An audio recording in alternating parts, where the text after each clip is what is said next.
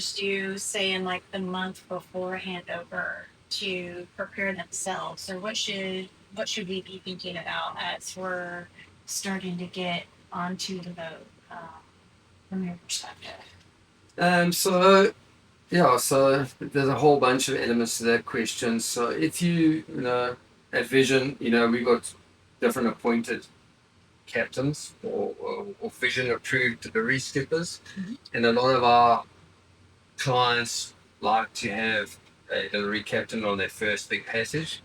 We've got a handful of them, and depending who you've contracted, it's really good to start engaging with that captain, getting a lot of information and understanding the processes between captain and crew and owner.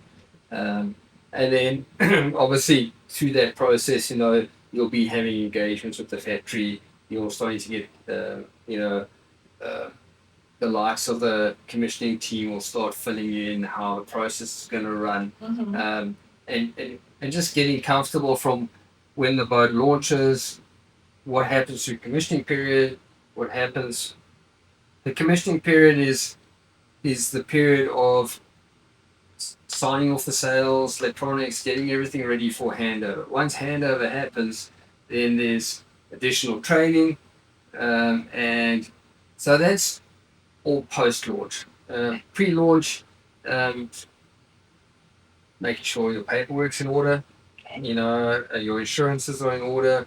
We like to normally start looking at that a minimum of 8 weeks beforehand. Okay. Because there can be delays depending what time of the year. So, we don't have an MMSI number or Coast Guard registrations, or there's a problem with the insurance. It's and we've got people um, that help you. So if you're US based, we've got Tommy and Amy. Amy's great. She's done this a lot of time. If you've got snags, she will assist. Mark does his thing. Matt does his thing in the UK. So, it's area relative. It also depends how you register your boat. So it's just making sure that the the paperwork's in order. Okay. And I think that's probably one of the, if there's any delay or any snag, that can be a big problem. But bar that, there's not a huge amount that's. I think when you get to that stage, you're pretty well informed already of what you're going to be experiencing. Because of the communication through the board, with Thomas chatting with the clients a lot. I feel the time you get to that time, and through the board experience, you should be relatively well informed of of what you need to do. I could be wrong. No, I think the insurance and the paperwork, some of the non-fun stuff, but still important, and the reality of going on an adventure is quite Yeah, necessary. I think people, need to understand there is admin attached to yachts. Right. It's not you every now and then you have to sit down and you have to put your laptop out and you have to print papers and you have to sign documents. So there's a bit of admin, and then I think also it's important to understand, sit down with our FD, Johan, and start looking at, because obviously once handover happens, that's when the final payment stage happens. So just making sure everything's lined up, everything's matches what you have, what we have, so it's a smooth transition. Yeah. So you mentioned delivery captains and going on the maiden crossing.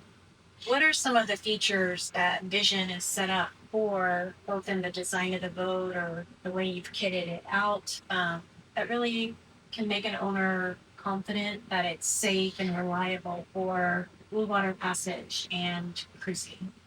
Yeah, so the DNA of the Vision, obviously comes from a lot of my experience, and building custom boats, having boats for Africa, working as delivery captain, and so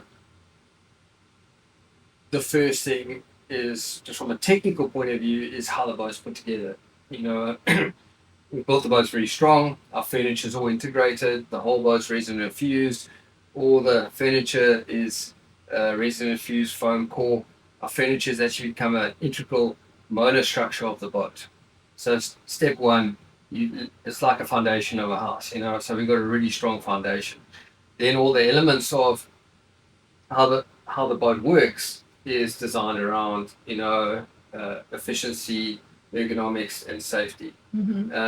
So from a sailing perspective, the way, you know, you can go along and you can build a super high performance boat, but there's not one relaxing minute, you know. So what you want out of what you want out of a blue water cruising boat is you want to have a boat that performs well, gets you good daily averages, mileage wise, is efficient, and we've achieved that with the Vision. So, you know, we worked on our sail plan. We worked on how the sail plan interacts with our sailing crew. And like I was telling you yesterday, that even if when you get to the point when you're on your own, and even if you're sailing as a couple, you've got different ways of changing the gears on the boat. There's different ways of setting up the boat. You can set the boat up for a crew of 5, crew of 3, crew of 2, and a crew of 1. Okay. And that's very important because if you're a husband and wife team sailing and somebody falls ill and you've got a full set of sails up, how do you deal with that as somebody like yourself? Right. You're not 6'6", you know, 200 pounds, you know, muscular beefcake, you know. You're relatively petite and you're not. So I always say the systems have been designed around brains, not brawn. So you can set the boat up so you can put reefs in the main, you can control and hoist and drop the mains very easy from the cockpit, controlling your head sail, your jib, and if you've got a cone sail up, you can comfortably douse or furl it. And even when it comes to the spinnaker, you know, there's little tricks that I've done that, for instance, if you're going dead downwind and your husband is extremely ill and you've got a spinnaker up, it's not impossible for you to get it down. And how do we do that? Like, I'll give you one example. You can open our engine, our windlass, and you can actually connect the dowsing line to the windlass gypsy. Now you've got a strength of 1,000 men. And it might not be a pretty scenario, but you'll be able to get it done. It's the job. Yeah, gets the job done, and it's about safety. So we've built in so many different layers on.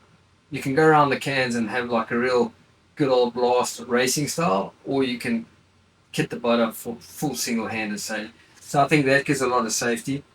And when you're sailing with our delivery skippers, we've trained them in this. You know, they've, you know, I don't, appoint somebody, they've got to be visionized, you know, so they need to know how the boat works, they need to understand how all the systems work, they've got to understand it's a sailing boat, not a motorboat. Right. Like a lot of delivery skippers, they're just pointing and they're trying to go from A to B as quick as possible. Doesn't really mean that the boat's going to be quicker. Boat likes to be sailed, it's teaching guys how to sail the boat, and transferring that information to our clients. Which is, I think, extremely important. Yeah. And by that, it gives you safety and confidence. Also, the boat, and there's one of the discussions, I've got a whole bunch of videos coming out talking about different elements of the boat. But that's, one of the conversations with keels and dagger boards, coming to the design side of things. This boat loves to surf. It loves pointer sails, there's reaching. It does all the pointer sails really well. But reaching and downwind, it really loves. And if you're doing 20 knots boat speed, you don't feel like you're doing 20 knots boat speed surfing down a wave. You feel like you're going, but you feel like you're doing 12, 13 knots. So it really softens the sensation of speed, which allows to be calm on the boat and not panic. Yeah. So it's exciting. I'm looking forward to it. So every year it seems like the boats are just a little bit different. You know, you're constantly integrating new ideas and feedback loops. How do you decide what gets changed or what changes you make, or I don't know, like how do you think about that? So obviously, I'm very fortunate, being involved in the design side, the building side, running the company, selling the product. I'm very hands-on, and I get to sell a lot of my clients. I take a lot of feedback from delivery captains. Mm-hmm. So the first years of the first visions, there was a lot of development because that process I took a lot of from clientele and delivery skippers. Now it's more, I'm permanently hunting to make things more efficient. Okay. So from year to year, I'd say the changes are less. It's more, I will only adopt technology or innovation if it's